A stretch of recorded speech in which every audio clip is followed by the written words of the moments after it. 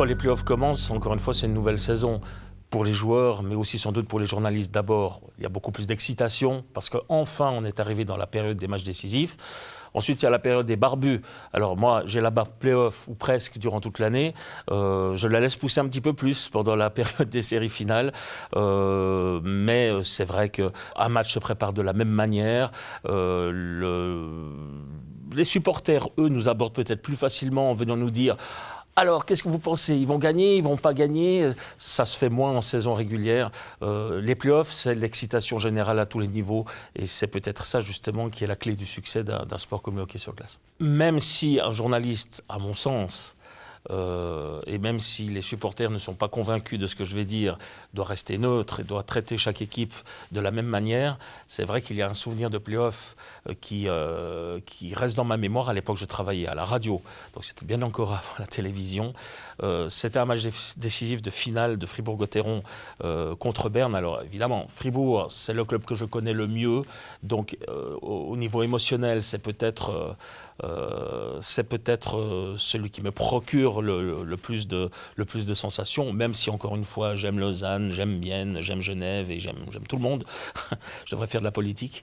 Mais je dois avouer que lorsque Fribourg a perdu le dernier match décisif sur sa patinoire contre Berne, j'ai eu la gorge très serrée. Je pense même qu'un petit sanglot est passé à l'antenne. J'ai ressenti des émotions très différentes lors des 7e matchs, lorsque j'ai commenté un but décisif. Lors d'un 7e match, un but décisif, c'est la fin de la série, ça peut donner un champion, ça peut donner un qualifié pour les demi-finales. Oui, là, l'excitation, elle est différente. Mais fondamentalement, que ce soit en saison régulière ou en play-off, un but reste un but, et j'ai le même plaisir à commenter un but lors d'un Langnau-Zurich alors qu'il y a déjà 6-0 qu'un but décisif pour une qualification pour la finale, par exemple. On aime le hockey, on ne l'aime pas, quel que soit le niveau de jeu, quelle que soit la catégorie de jeu d'ailleurs. Alors évidemment, au niveau hockey sur glace, des souvenirs, j'en ai plein.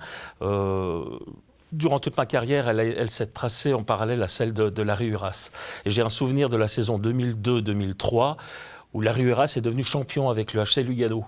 Il avait terminé 4e de la saison régulière et à l'époque, je lui avais dit à Larry avant le début des playoffs, « T'as aucune chance d'être champion avec cette équipe-là.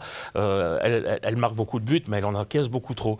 Or, un titre, ça se gagne en défense. » Et Larry m'avait dit « Tu verras, je serai champion. » Et donc je lui dis « Si tu deviens champion », à l'époque j'étais journaliste à la TSR, ce qui s'appelait encore la TSR, j'ai dit « Si tu deviens champion, eh bien je ferai quelque chose de spécial. Je ne sais pas quoi, mais je ferai quelque chose de spécial. » On arrive au quart de finale, il élimine Cloton, demi-finale, il élimine Zurich, et on arrive en finale contre Davos, 2-2 dans la série, 5e match à Davos, il gagne 3-0, donc du coup, match décisif à Lugano, qu'il gagne 4-0, il devient champion de Suisse à la surprise générale et à la mienne en particulier.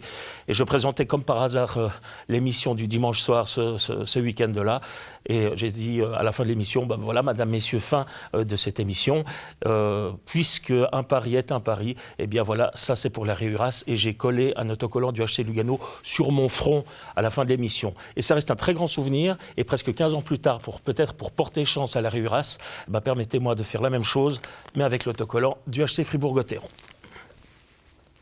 Et voilà.